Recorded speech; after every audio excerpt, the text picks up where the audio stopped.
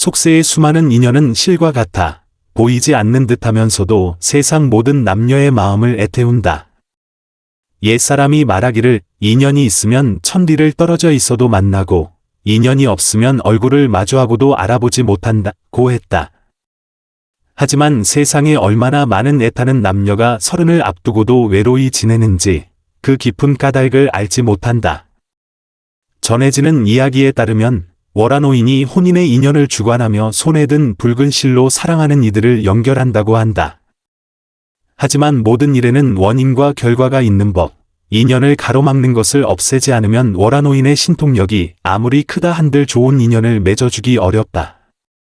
현인이 말하기를 집에 두 가지 물건을 없애지 않으면 인연이 이루어지기 어렵다 하니 이 말은 결코 빈말이 아니다. 어찌하여 이 물건들이 그토록 신비한 힘을 지녔는지 당나라 황금기에 일어난 기이한 인연 이야기를 들어보자. 당나라 개원 연간 수도 장안은 비단처럼 화려하고 거리는 사람들로 북적였다. 성안 한적한 골목에 인연 골목이라 불리는 곳이 있었고 그 안에 월화노인을 모신 자그마한 사당이 있었다. 사당은 작았지만 향불은 매우 왕성했는데 이는 그곳에 해각이라는 법명을 가진 덕 높은 고승이 머물렀기 때문이다. 해각 법사는 60쯤 된 나이에 머리와 수염은 희끗희끗했지만 두 눈은 형형하게 빛났고 불법에 정통할 뿐만 아니라 사람의 관상을 잘 보아 얼굴만으로도 그 사람의 인연 운세를 꿰뚫어 보았다. 가장 신기한 것은 그가 인연을 가로막는 근원을 한눈에 알아보고 길을 알려주었는데 그 예지력이 틀린 적이 없었다는 점이다. 어느 으스스한 가을바람이 불고 낙엽이 길에 가득하던 날 아침이었다. 해각이 사당 앞에서 마당을 쓸고 있는데 비단 도포를 입은 젊은 남자가 서성거리며 다가왔다. 그는 옥처럼 잘생긴 얼굴에 기품이 넘쳤지만 미간에는 시름이 서려 있었다. 청년의 이름은 한자묵으로 장안 최고의 부자인 한씨 집안의 외아들이었다. 그의 나이 올해 29이었으나 아직 장가를 들지 못했다. 한씨 집안은 대대로 상업에 종사하여 재산이 넘쳐났고 한자묵 자신 또한 재능과 외모를 겸비했다. 이치대로라면 중매쟁이들이 문턱이 닳도록 드나들었어야 마땅하지만 이상하게도 인연이 닿지 않아 수십 명의 여성과 선을 보았지만 한 번도 성공하지 못했다. 법사님, 소생은 한자묵이라 하옵니다. 가르침을 구하고자 찾아왔습니다. 한자묵이 해각 앞으로 다가가 공손히 절을 올렸다. 해각은 빗자루를 내려놓고 한자묵의 얼굴을 찬찬히 뜯어보더니 한참 후에야 천천히 입을 열었다. 시주께서는 인당이 어둡고 애정운에 막힘이 있으니 필시 집안의 인연을 가로막는 물건이 있는 듯합니다. 한자묵은 그 말을 듣고 깜짝 놀랐다.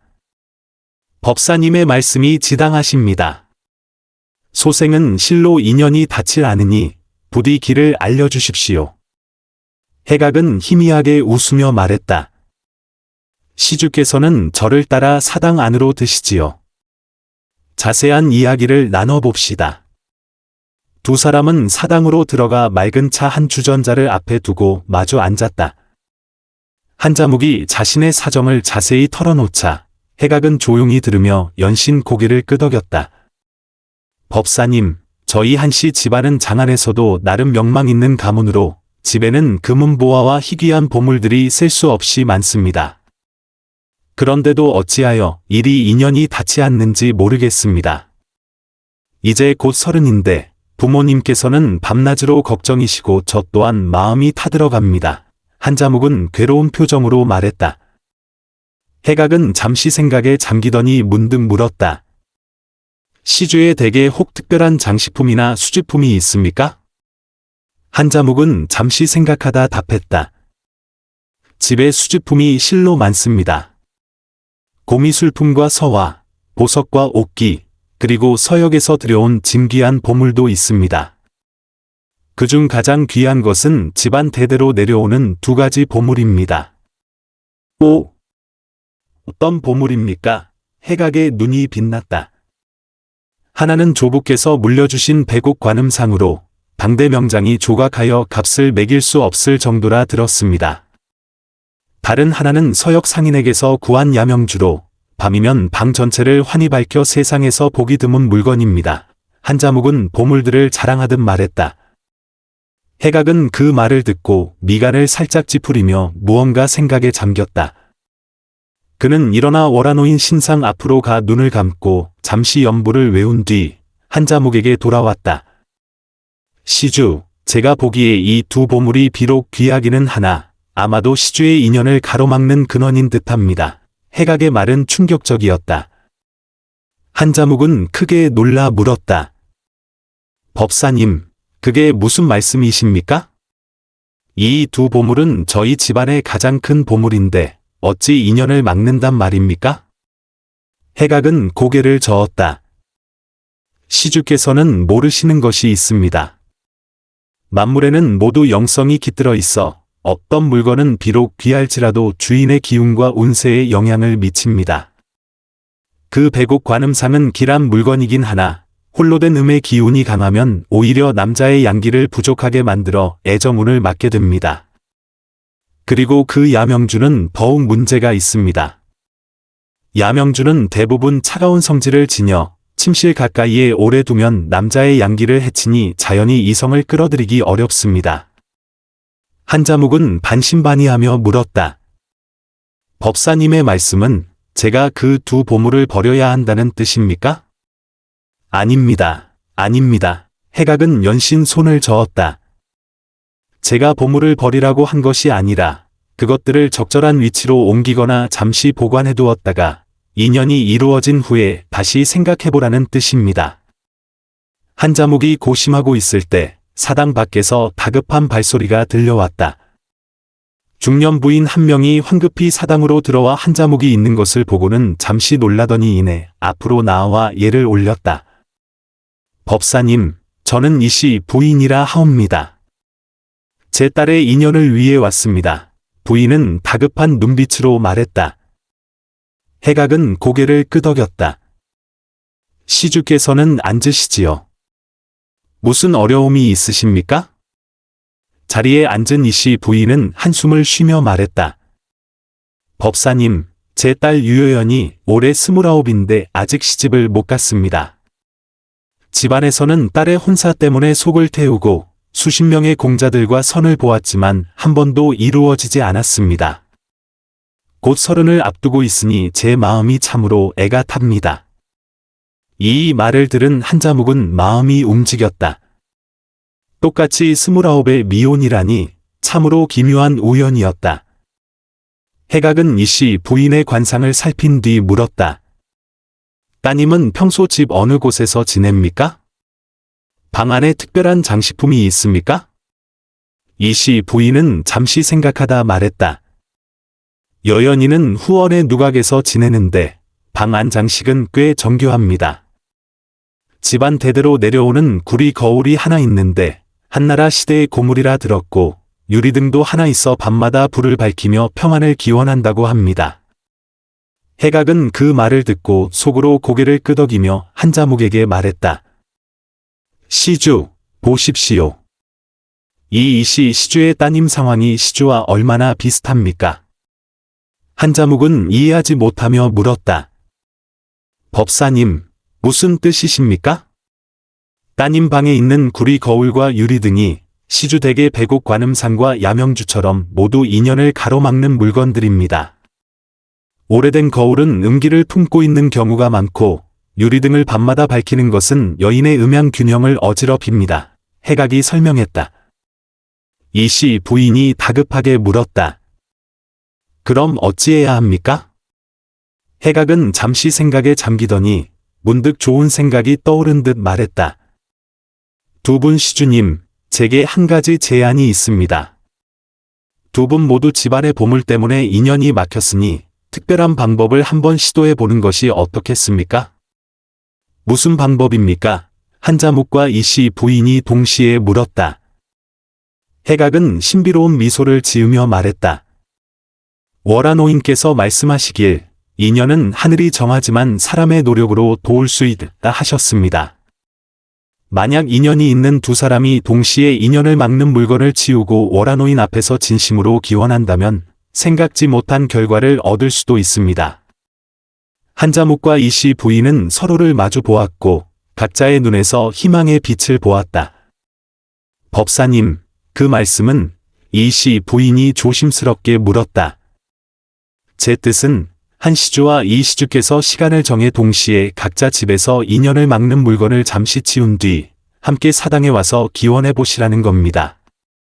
어쩌면 월화노인께서 두 분에게 좋은 인연을 맺어주실지도 모릅니다. 해각은 지혜로운 눈빛으로 말했다. 한자묵은 마음이 동했다. 이씨 부인의 딸 또한 29의 미혼이라면 필시 평범한 인물은 아닐 터, 인연이 있다면 한번 시도해볼 만했다. 이씨 부인 역시 속으로 계산했다. 한씨 가문은 장안성에서 명성이 자자하고 한자묵 또한 재능과 외모를 겸비했으니 딸이 그와 인연을 맺는다면 좋은 일이었다. 법사님, 그 방법은 좋으나 구체적으로 어찌해야 합니까? 한자묵이 물었다. 해각은 일어나 월화노인 신상 앞에 공손히 향을 올린 뒤 두 사람에게 돌아서서 말했다.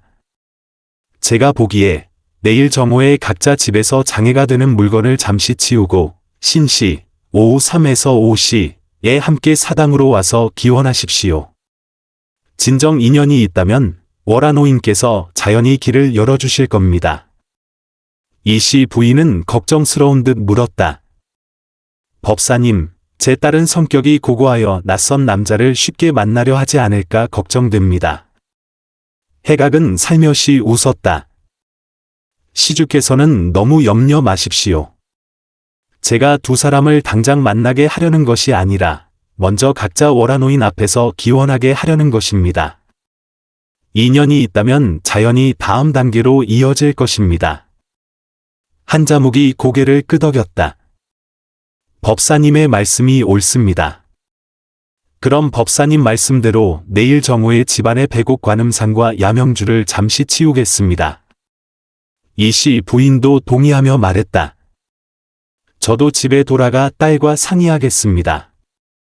세 사람은 내일의 계획을 정한 뒤 이씨 부인은 서둘러 집으로 돌아갔다. 한자묵은 사당에 남아 해각과 인연의 도리에 대해 더 이야기를 나누었다. 법사님, 아직 한 가지 궁금한 점이 있습니다. 어찌하여 그 귀한 보물들이 오히려 인연을 가로막는 것입니까? 한자묵이 겸손하게 물었다. 해각은 찻잔을 들어 천천히 한 모금 마신 뒤 말했다.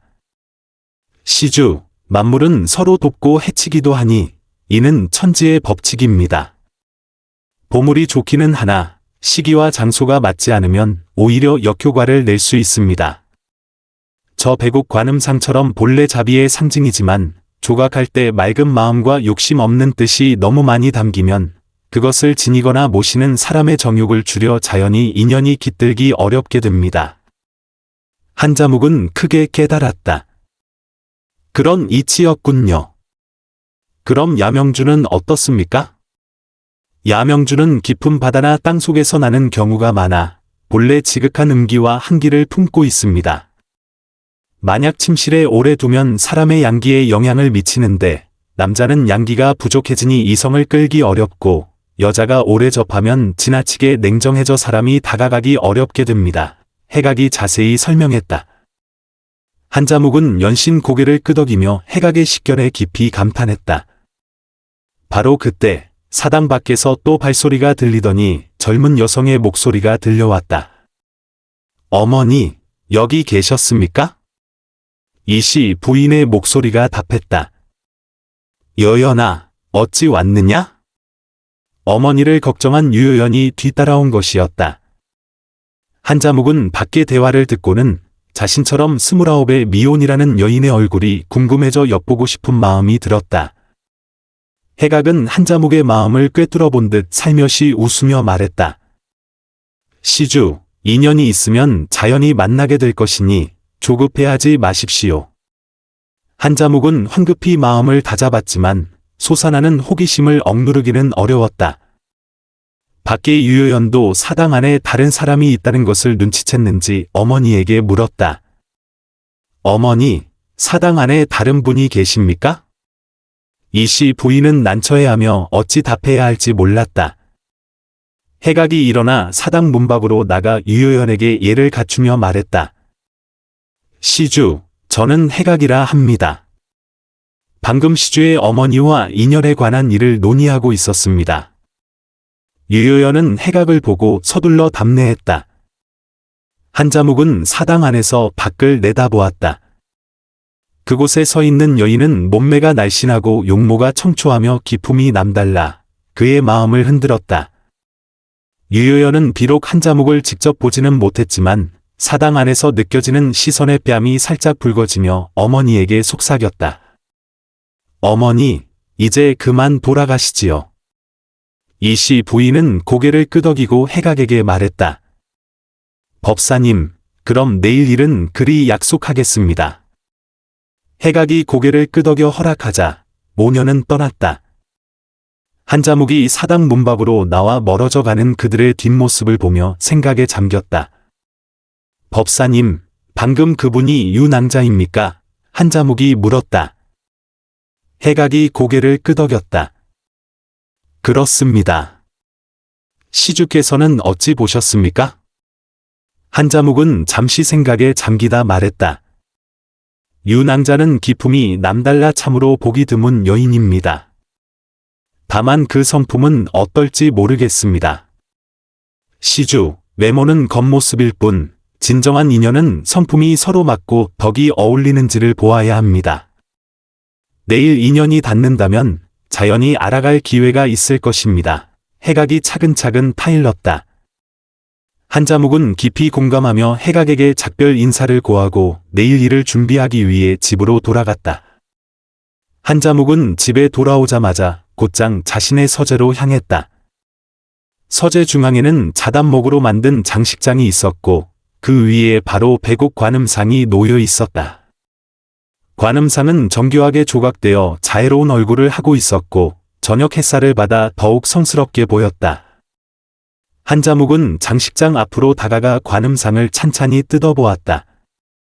할아버지께서 물려주신 보물이라 어릴 때부터 몹시 아꼈다. 이제 그것을 치워야 한다니 마음 한편이 아쉬웠다.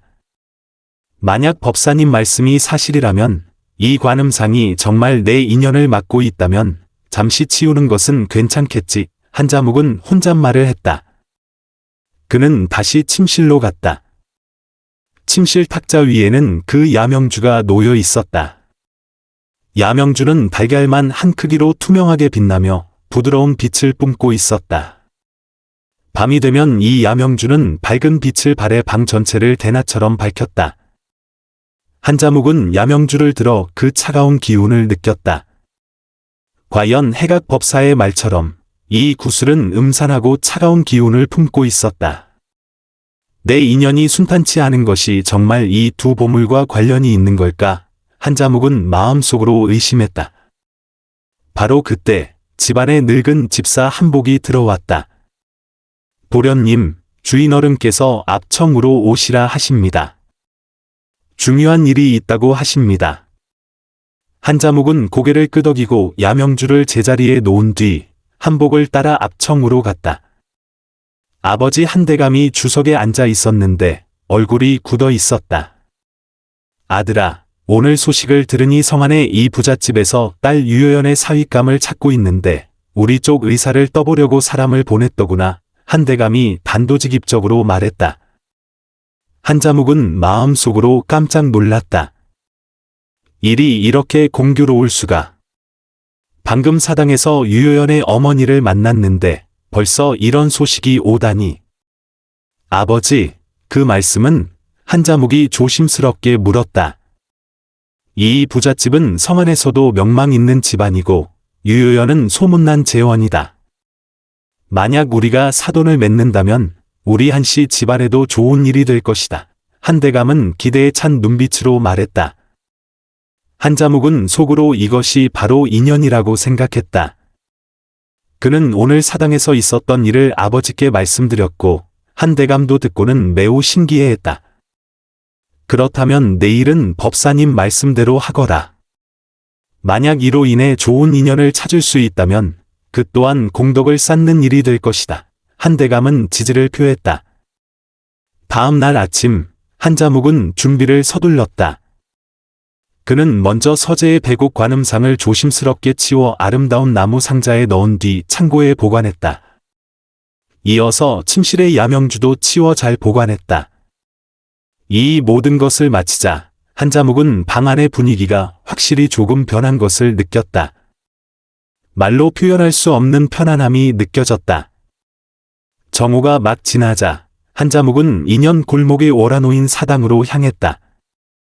사당 문 앞에 도착하니 마침 이씨 부인과 유효연 모녀도 도착해 있었다. 이것이 한자묵이 유효연을 처음으로 정식으로 만난 순간이었다. 그녀는 옅은 푸른색의 긴 치마를 입고 머리는 단정하게 빗어 올려 소박한 은비녀를 꽂고 있었다. 맑고 깨끗한 얼굴과 물처럼 맑은 눈빛은 온몸에서 담담한 기품을 풍겼다. 유효연도 한자묵을 보았다. 그의 당당한 외모와 남다른 기품에 저도 모르게 속으로 그를 살폈다. 두 사람의 시선이 마주친 순간 둘 다 알 수 없는 설렘을 느꼈다.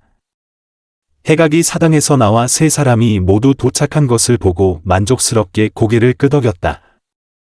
세 분 시주님, 모두 준비가 되신 듯합니다. 이씨 부인이 먼저 입을 열었다. 법사님, 말씀하신 대로 집안의 오래된 거울과 유리 등을 잠시 치웠습니다. 한자묵도 말했다. 법사님, 저 또한 배곡 관음상과 야명주를 치웠습니다. 해각은 만족스럽게 고개를 끄덕였다. 매우 좋습니다. 그렇다면 세 분 모두 저를 따라 사당에 들어와 기원하십시오. 네 사람은 사당으로 들어갔고 해각은 먼저 월화노인께 향을 올린 뒤 한자묵과 유효연에게 각각 월화노인상 앞에서 경건하게 기원하도록 했다. 두 사람은 나란히 서 있었지만 각자 월화노인께 좋은 인연을 내려달라고 간절히 기도했다. 기원이 끝나자 해각은 웃으며 말했다. 두 분 시주께서는 이왕 인연이 있는 분들이니 사당에서 잠시 대화를 나누며 서로를 알아가는 것이 어떻겠습니까? 그리하여 한자묵과 유효연은 해각과 이씨 부인이 지켜보는 가운데 그들의 첫 번째 공식적인 대화를 시작했다. 두 사람의 대화가 점점 무르익을 무렵 사당 밖에서 갑자기 다급한 말발굽 소리가 들려왔다. 한 관리가 황급히 달려와 당황한 표정으로 말했다. 법사님, 큰일 났습니다. 성 안에 괴이한 일이 벌어져 부유한 집 세 곳의 젊은 남녀가 갑자기 의식을 잃고 쓰러졌는데 의원들도 속수무책입니다. 듣자 하니 모두 집안의 특정 장식품을 옮긴 후에 벌어진 일이라고 합니다. 태수 어른께서 이 일이 어제 법사님의 조언과 관련이 있을 것으로 의심하시어 법사님을 모셔오라고 저를 보내셨습니다. 해각의 미간이 굳어졌고 한자묵과 유효연은 서로를 마주 보았다.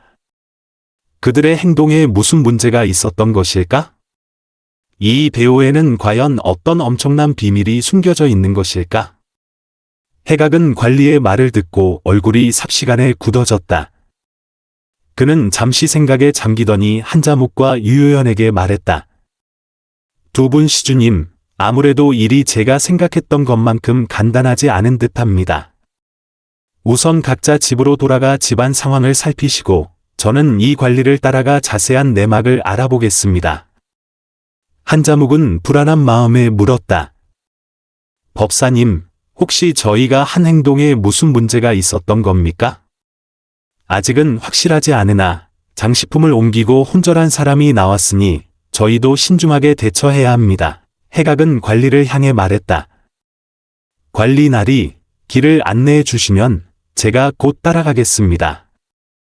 관리가 고개를 끄덕이며 재촉했다. 법사님, 사태가 시급하니 서두르시지요. 한자묵과 유효연은 어쩔 수 없이 해각과 잠시 헤어져 각자의 집으로 돌아가 상황을 살폈다. 한자묵은 서둘러 집으로 돌아왔다. 문에 들어서자마자 집안 분위기가 어딘가 이상하다는 것을 느꼈다. 평소 떠들썩하던 집안이 유난히 조용했고 하인들조차 겁에 질린 표정이었다. 한복 집사가 창백한 얼굴로 다가와 말했다. 도련님, 돌아오셨군요. 큰일 났습니다. 무슨 일이냐? 한자묵의 마음이 철렁 내려앉았다. 도련님, 오늘 도련님께서 그 백옥 관음상과 야명주를 치우신 후부터 집안에 이상한 일이 벌어지기 시작했습니다. 처음엔 부엌에 불이 까닭없이 꺼지더니 우물물이 흐려졌고, 가장 이상한 것은 평소 활발하던 새 몇 마리가 모두 기운 없이 병든 것처럼 보입니다. 한복은 단숨에 말을 쏟아내며 이마에 땀방울이 맺혔다. 한자묵은 그 말을 듣고 더욱 불안해졌다. 그는 서둘러 서재로 가보니 원래 백옥 관음상이 있던 자리가 텅 비어 있었다. 그런데 이상하게도 그 자리에는 마치 관음상이 오랫동안 놓여 있었던 것처럼 희미한 흰색 자국이 남아 있었다. 그는 다시 침실을 확인했다. 원래 야명주가 있던 자리에도 비슷한 흔적이 있었고 방 안에는 왠지 모를 음산하고 차가운 기운이 감돌았다. 대체 어찌 된 일인가? 한자묵은 혼잣말을 했다. 바로 그때 집 밖에서 다급한 문 두드리는 소리가 들렸다. 한복이 문을 열러가니 이씨 부인이 초조한 표정으로 서둘러 들어왔다. 한 공자님, 큰일 났어요. 이씨 부인은 한자묵을 보자마자 다급하게 말했다. 저희 여연이가 집에 돌아온 후로 정신을 잃고 쓰러졌습니다. 한자묵은 크게 놀랐다. 무엇이라고요? 유낭자가 혼수 상태에 빠졌다고요? 네, 집에 돌아온 지 얼마 안 되어 자기 방에서 갑자기 쓰러져서 지금도 계속 의식이 없습니다. 의원도 다녀갔지만 맥박은 정상인데 깨어나질 못한다고 합니다. 제가 어찌할 바를 몰라 공자님을 찾아왔습니다. 이씨 부인은 눈물을 글썽이며 말했다. 한자묵은 마음이 타들어가는 듯했다. 이 부인, 제가 바로 함께 가보겠습니다. 두 사람은 서둘러 이씨 집으로 향했다. 한자묵은 이씨 부인을 따라 유효연의 규방으로 들어갔다. 유효연은 침상에 조용히 누워 있었는데 얼굴은 창백했고 두 눈은 감겨 있었으며 호흡은 미약하지만 안정적이었다. 방 안은 이씨 부인의 말대로 원래 오래된 거울과 유리등이 있던 자리에 흔적이 남아 있었고 방 전체의 분위기가 매우 기이했다. 한자묵은 방의 배치를 유심히 살피다가 이상한 점을 발견했다. 유효연의 침대 머리맡 벽에 걸린 고와 한 점, 그 그림 속 여인의 모습이 혼수 상태에 빠진 유효연과 몇 부분 닮아 있었다. 이 부인, 이 그림은 언제부터 여기에 걸려 있었습니까? 한자묵이 그림을 가리키며 물었다. 이씨 부인이 그림을 보며 말했다. 이 그림은 여연이의 증조할머니께서 남기신 것으로 그림 속 여인이 저희 이씨 가문의 조상이라고 들었습니다. 여연이가 어릴 때부터 이 그림을 좋아해서 계속 방에 걸어두었습니다. 한자묵은 마음속으로 무언가 이상하다고 느꼈지만 구체적으로 무엇이 문제인지는 알 수 없었다. 바로 그때 해각 법사가 황급히 도착했다. 그는 방에 들어서자마자 이상한 기운을 느꼈다. 법사님, 오셨군요. 제발 제 딸을 살려주십시오. 이씨 부인은 해각을 보자 마치 구명줄을 잡은 듯 매달렸다. 해각은 침상 앞으로 다가가 유효연의 상태를 살핀 뒤 주위를 둘러보고는 마침내 그 고아의 시선을 고정했다. 이 그림에 문제가 있습니다. 해각이 단호하게 말했다. 그림에 무슨 문제가 있습니까? 한자묵이 다급하게 물었다. 해각은 고아에 다가가 그림 속 여인을 자세히 들여다보더니 얼굴이 점점 더 굳어졌다.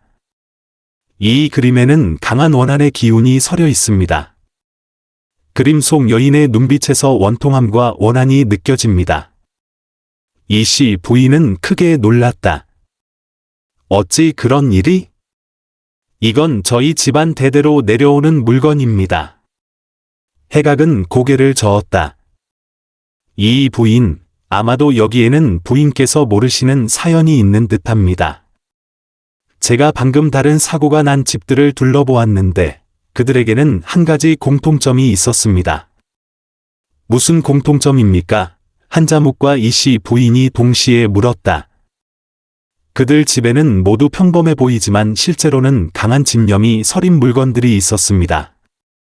어떤 것은 조상 대대로 내려온 옥기였고 어떤 것은 고미술품, 또 어떤 것은 특별한 곳에서 얻은 보물이었습니다. 이 물건들은 평소 다른 더 강한 물건에 의해 억눌려 있다가 그 억제하던 물건이 치워지자 그 안에 담긴 부정적인 에너지를 방출한 것입니다. 해각이 자세히 설명했다. 한자묵은 크게 깨달았다. 법사님 말씀은 저희 집의 백옥 관음상과 야명주, 그리고 윤왕자 댁의 오래된 거울과 유리 등이 평소 다른 물건들의 부정적인 에너지를 억누르고 있었다는 뜻입니까? 바로 그렇습니다. 백옥 관음상은 비록 인연에 영향을 주지만 그 자체로 사악한 기운을 진압하는 강력한 힘이 있습니다. 야명주는 비록 차갑지만 요사스러운 것을 비추어 드러내는 힘이 있습니다.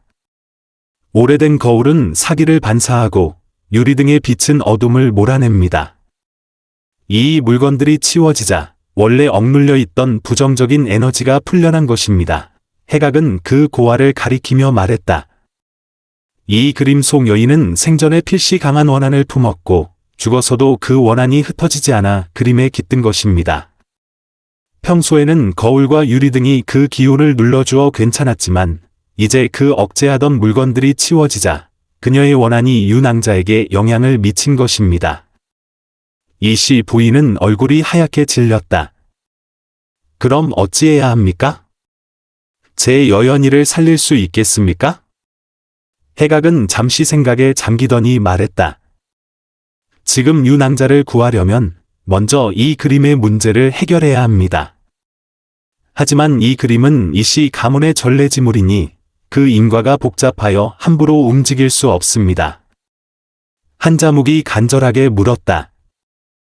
그럼 윤왕자를 구할 방법은 없습니까?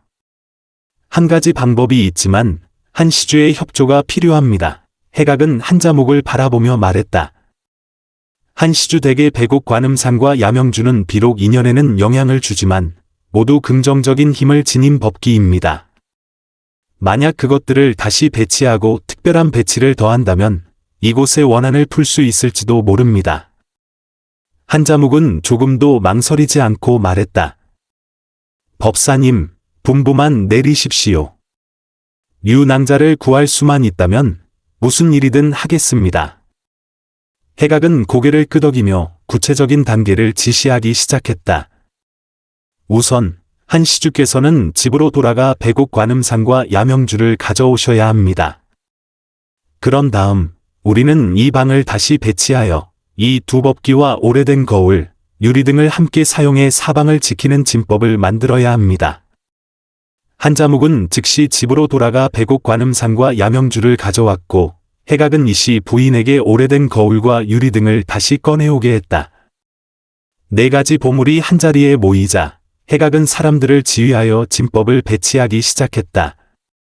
오래된 거울은 동쪽에 두어 청룡이 사악함을 물리치게 하고 유리 등은 남쪽에 두어 주작이 어둠을 몰아내게 하며 백옥 관음상은 서쪽에 두어 백호가 법을 수호하게 하고 야명주는 북쪽에 두어 현무가 영혼을 안정시키도록 하시오. 해각은 지시하며 불경을 외웠다. 4가지 보물이 방위에 따라 배치되자 방 안의 분위기가 즉시 변했다. 음산하고 차갑던 공기가 따뜻해지고 억압적인 느낌도 점차 사라졌다. 가장 신기한 것은 벽에 걸린 그 고아가 변하기 시작했다는 것이다. 그림 속 여인의 원망 가득하던 표정이 점차 평화로워지고 눈 속의 원한이 서서히 사라지더니 그 자리에 해탈한 듯한 표정이 깃들었다. 해각은 그 모습을 보고 경문 외는 속도를 높였다. 불경 소리가 울려 퍼지자 고아 위에 갑자기 글자들이 나타났는데 그것은 한 수의 시였다. 홍암 방명 깊은 규방에서 원망했건만 님 향한 깊은 정 후회 없이 기다렸네. 오늘 법사의 자비로 구원 얻었으니 원컨대 정인들이 모두 짝을 이루기를. 시구가 나타난 후 그림 속 여인의 표정은 완전히 평온해졌고 마치 사람들에게 미소 짓는 듯했다. 바로 그때 침상에 누워있던 유효연의 속눈썹이 가볍게 떨리더니 천천히 눈을 떴다. 여연아, 이씨 부인이 감격하여 딸에게 달려갔다. 유효연은 힘겹게 몸을 일으켜 앉아 방 안의 사람들을 보고는 어리둥절하게 물었다. 어머니, 이게 무슨 일이에요? 제가 왜 침대에 누워 있죠? 이씨 부인이 방금 일어난 일을 간단히 설명하자 유효연도 듣고는 무척 놀랐다. 그녀는 그 고아를 바라보며 그림 속 여인의 표정이 이전과 확실히 달라졌음을 깨달았다. 법사님, 대체 어찌 된 일입니까? 유효연이 물었다. 해각이 설명했다. 이 그림 속 여인은 이씨 가문의 선조로 생전에 순탄치 못한 감정 때문에 원한을 품고 돌아가신 후 그 원한이 흩어지지 않고 그림에 깃들었습니다. 평소에는 사기를 누르는 물건들이 있어 괜찮았지만 그 물건들이 치워지자 그녀의 원한이 당신에게 영향을 미친 것입니다. 다행히 한시주께서 제때 오셔서 그의 집법기와 당신 집의 물건들을 합쳐 사상진을 펼쳐 원한을 풀었기에 당신이 깨어날 수 있었습니다. 유효연은 그 말을 듣고 한자묵에게 감사한 눈빛을 보냈다. 한 공자님, 저를 구해주셔서 감사합니다. 한자묵은 황급히 손을 저었다. 유낭자, 천만에요. 마땅히 해야 할 일이었습니다. 해각은 두 사람의 모습을 보며 만족스럽게 고개를 끄덕이고 말했다. 이제 원한은 풀렸지만 이 사상진을 함부로 깨뜨려서는 안 됩니다. 이 네 가지 보물은 계속 지금의 방위대로 두어야 이 땅의 사악한 기운을 오랫동안 진압할 수 있습니다. 이씨 부인이 난처한 듯 말했다. 하지만 그렇게 되면 한 공자님의 보물이 저희 집에 남게 되는데 어찌하면 좋겠습니까? 한자묵은 잠시 생각하다 말했다. 이렇게 하는 것이 어떻겠습니까? 우리 두 집안이 혼인하여 제가 이씨 댁으로 들어와 살면 이 보물들은 자연히 제자리를 찾게 될 것입니다. 그 말이 나오자 그 자리에 있던 사람들은 모두 얼어붙었다. 한자묵은 자신이 너무 갑작스럽게 말했다는 것을 깨닫고 얼굴이 금세 붉어졌다. 유효연도 부끄러워 얼굴을 붉히며 고개를 숙였다. 이씨 부인은 오히려 기뻐하며 말했다. 그거 좋은 생각이요. 우리 두 집안은 원래 혼인할 뜻이 있었는데 이제 이런 인연까지 더해졌으니 실로 하늘이 맺어준 결합이구려. 해각은 웃으며 말했다. 이것이 바로 월화노인의 뜻인가 봅니다. 두 분은 본래 순탄치 않은 인연 때문에 도움을 구하러 왔다가 문제를 해결하는 과정에서 오히려 좋은 인연을 맺게 되었으니 이야말로 정성 들여 심은 꽃은 피지 않고 무심코 꽂은 버들가지가 그늘을 만든다는 말을 증명하는군요. 한자묵은 용기를 내어 유효연에게 말했다. 유낭자, 우리가 알게 된 지는 얼마 되지 않았지만 저는 우리가 매우 깊은 인연이라 생각합니다. 만약 낭자께서 괜찮으시다면 저는 낭자와 부부의 연을 맺고 싶습니다. 유효연은 잠시 생각에 잠겼다가 고개를 들어 한자묵을 바라보며 말했다. 한 공자님께서 제 목숨을 구해주셨고 또 일이 진실한 분이시니 저 또한 공자와 부부가 되기를 원합니다. 유효연의 대답을 들은 한자묵은 감격에 겨워 거의 말을 잇지 못했다. 이씨 부인은 기쁨의 눈물을 흘리며 연신 좋다, 좋아 라고 말했다. 해각은 그 광경을 보고 두 손을 모아 합장하며 불호를 외웠다. 아미타불, 선제선제로다. 이것이 바로 월화노인의 뜻이니 정인들이 마침내 짝을 이루는구나. 이렇게 한자묵과 유효연은 뜻밖의 사건으로 서로를 알게 되고 위기를 해결하는 과정에서 서로에게 호감을 느끼며 마침내 혼약을 맺었다. 그 후 두 집안은 혼례 준비를 시작했다. 한자묵과 유효연은 해각 법사가 지켜보는 가운데 자주 만나며 서로를 더 깊이 알아갔다. 만남이 깊어질수록 두 사람은 외모뿐만 아니라 성품도 매우 잘 맞는다는 것을 깨달았다. 한자묵은 상인의 아들로 태어났지만 책을 많이 읽어 말투가 고상했고 유효연은 성격이 고고하면서도 마음이 선하고 사리에 밝았다. 두 사람이 함께 있을 때는 늘 이야기꽃이 피었다. 더 중요한 것은 사상진을 설치한 후 유효연의 집안에 서려있던 원한이 풀렸을 뿐만 아니라 한자묵의 집에서 일어나던 이상한 현상들도 사라졌다는 점이다. 그리고 신기하게도 백옥 관음상과 야명주가 한시 집으로 돌아오지 않았음에도 한자목의 애정우는 이전보다 훨씬 좋아졌다. 이를 통해 해각은 새로운 깨달음을 얻었다. 인연을 막는다고 알려진 보물들이 실제로는 인연을 막는 것이 아니라 적절한 시기와 적절한 사람을 기다리고 있었던 것이다. 한자목이 유효연을 구하기 위해 자신의 보물을 기꺼이 내놓았을 때 그의 진심과 선량함이 월화노인을 감동시켰고 자연스럽게 아름다운 인연을 얻게 된 것이었다. 혼례식 날, 장안성 전체가 이 새로운 부부를 축복했다. 한씨와 이씨 가문은 모두 성안의 명문가였기에 이 혼사는 당연히 큰 주목을 받았다. 더욱이 그들의 사랑 이야기는 전설적인 색채를 띠어 사람들은 월화노인의 신비로운 안배에 감탄했다. 중매 역할을 한 해각 법사 역시 양가로부터 성대한 감사를 받았다.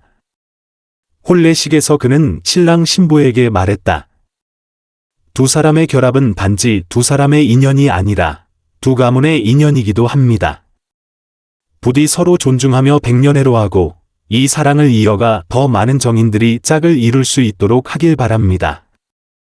한자목과 유효연은 공손히 해각에게 절하며 법사의 가르침을 반드시 마음에 새기겠다고 다짐했다. 결혼 후의 생활은 과연 해각이 예견한 대로 행복했다. 한자목은 이씨 댁으로 이주하여 유효연과 함께 살았다. 그 4가지 보물은 여전히 사상진의 방위에 따라 놓여 이 가정의 평안을 지킬 뿐만 아니라 그들의 사랑의 증표가 되었다. 더욱 신기한 것은 한자목과 유효연이 결혼한 후 성안의 다른 독신 남녀들도 분분히 자신의 짝을 찾았다는 것이다. 마치 그들의 행복한 결혼이 장안성 전체의 결혼 운세를 이끈 것 같다. 1년 후 유효연은 한자목에게 건강한 아들을 낳아주었다. 아이가 태어난 날 방 안에 4 보물이 동시에 온화한 빛을 발하며 새로운 생명의 탄생을 축하하는 듯했다. 해각 법사는 소식을 듣고 특별히 찾아와 축하했다. 그는 이 작은 생명을 보며 만족스럽게 고개를 끄덕였다. 이 아이는 태어날 때부터 복을 타고났으니 장차 부모의 선한 품성을 이어받을 것입니다. 한자목과 유효연은 아이를 4 보물 앞에 데려가 이 영적인 보물들이 아이의 평생 평안과 건강을 지켜주기를 경건하게 기도했다. 세월이 흘러 몇 년이 지났다. 한자목과 유효연의 사랑 이야기는 장안성에서 미담으로 전해졌고 많은 젊은이들이 인연 골목의 월화노인 사당을 찾아 그들처럼 진정한 사랑을 찾기를 기원했다. 해각 법사 또한 이 인연을 성공적으로 맺어준 덕에 명성이 자자해져 성에서 가장 인기 있는 중매쟁이가 되었다. 하지만 그는 결코 자신의 공을 내세우지 않고 항상 인연은 하늘이 정하는 것, 저는 단지 하늘의 뜻을 따랐을 뿐입니다. 라고 말했다. 어느 날 젊은 선비 한 명이 해각을 찾아왔다. 그의 이름은 장문원으로 역시 29의 미혼이었으며 한자목과 유효연의 이야기를 듣고 가르침을 구하러 온 것이었다. 법사님, 제 집에도 조상 대대로 내려오는 보물이 몇 점 있는데 혹시 그것들도 인연에 영향을 미칩니까? 장문원이 공손하게 물었다. 해각은 장문원의 관상을 자세히 본 뒤 말했다. 시주, 사람마다 상황이 다르니 일률적으로 말할 수는 없습니다. 한시주와 유시주의 경우는 특별했고 그들 집안의 보물에는 실제로 약간의 문제가 있었습니다. 하지만 그렇다고 모든 보물이 인연에 영향을 미치는 것은 아닙니다. 장문원은 듣고는 조금 혼란스러워했다. 그럼 저는 제 집의 보물에 문제가 있는지 어떻게 판단해야 합니까? 해각은 희미하게 웃으며 말했다. 시주, 인연의 핵심은 집에 어떤 보물이 있느냐가 아니라 당신 자신의 마음가짐과 품성에 있습니다. 한시주가 아름다운 인연을 얻을 수 있었던 것은 그가 보물을 옮겼기 때문이 아니라 결정적인 순간에 진심과 선량함을 보였기 때문입니다. 법사님의 말씀은 장문원이 겸손하게 가르침을 청했다. 진정한 인연은 서로를 이해하고 존중하는 바탕 위에 세워집니다. 만약 당신이 단지 물건 몇 개를 옮겨 운명을 바꾸려 하고 자신의 품성을 갈고 닦지 않는다면 좋은 결과를 얻을 수 없을 것입니다. 해각이 차근차근 타일렀다. 장문원은 크게 깨달았다. 법사님, 이제야 깨달았습니다. 제가 먼저 제 자신을 바로잡는 것부터 시작해야겠습니다. 해각은 고개를 끄덕였다. 바로 그렇습니다. 먼저 돌아가서 자신의 품성과 행동을 깊이 성찰하고 선행을 베풀며 다른 사람들을 더 많이 돌보십시오. 당신의 마음이 향상되면 자연히 인연 있는 사람을 끌어당기게 될 것입니다. 장문어는 감사히 해각에게 절하고 깊은 깨달음을 안고 떠났다. 해각은 장문원의 멀어지는 뒷모습을 보며 만족스럽게 고개를 끄덕였다. 그는 진정한 인연 지도는 단순히 어떤 물건을 옮기라고 알려주는 것이 아니라 사람들이 자신의 품성을 갈고 닦도록 이끄는 것임을 알고 있었다. 얼마 후 한자묵과 유효연은 아이를 데리고 해각을 찾아왔다. 아이는 이미 걸음마를 뗄 줄 알아 조용한 사당 안을 활기차게 뛰어다니며 생기를 불어넣었다. 법사님, 법사님의 가르침 덕분에 저희가 오늘날의 행복을 누릴 수 있었습니다. 유효연이 감사히 말했다. 해각은 자애로운 눈빛으로 새 식구를 바라보며 말했다. 두 분의 행복은 스스로의 진심과 선량함으로 얻은 것이니 저는 단지 약간의 길잡이 역할을 했을 뿐입니다. 한자묵이 말했다. 법사님, 저희가 사당에 보시함을 설치하여 어려운 사람들을 돕고 월화노인께도 감사를 표하고 싶습니다. 해각이 고개를 끄덕였다. 좋은 일입니다. 두 분의 마음이 참으로 곱습니다. 이렇게 한자묵과 유효연은 월화노인 사당에 보시함을 설치하고 매달 수입의 일부를 내어 가난한 사람들을 도왔다. 그들의 선행은 더 많은 사람들을 감화시켰고 2년 골목의 월화노인 사당은 점차 사랑이 넘치는 곳이 되었다. 어느 날 한 노부인이 사당을 찾아왔다. 그녀는 떨리는 걸음으로 해각 앞에 다가와 눈물을 글썽였다. 법사님, 감사 인사를 드리러 왔습니다. 노부인이 감격에 겨워 말했다. 해각은 의아해하며 물었다. 어르신, 저는 어르신과 일면식도 없는데 어찌하여 감사 인사를 하십니까? 노부인이 설명했다. 법사님, 혹시 그 고아를 기억하십니까? 그림 속 여인은 저희 증조할머니의 어머니입니다. 그녀는 생전에 정말로 순탄치 못한 감정 때문에 원한을 품었고 그 세월 동안 우리 이씨 집안의 딸들을 괴롭혔습니다. 법사님께서 그녀의 원한을 풀어주신 후 우리 이씨 집안의 딸들이 모두 좋은 인연을 만났습니다. 법사님의 자비에 감사드리고자 특별히 찾아왔습니다. 해각은 그제야 이 노부인 또한 이씨 가문의 사람임을 깨달았다. 그는 합장하며 말했다. 어르신, 이 모든 것이 인연의 조화일 뿐입니다. 이제 어르신의 선조께서는 해탈하셨으니 더 이상 이 일로 걱정하지 않으셔도 됩니다. 노부인은 감격하여 고개를 끄덕이고는 품에서 작은 보따리를 꺼내 해각에게 건넸다. 법사님, 이것은 우리 이씨 가문의 대대로 전해져 내려오는 경전들입니다. 법사님께 조금이나마 도움이 되기를 바랍니다. 해각이 보따리를 받아보니 안에는 과연 귀한 불교 경전들이 들어 있었다. 그는 감사히 말했다. 어르신, 감사합니다. 이 경전들은 저희 수행에 참으로 큰 도움이 될 것입니다.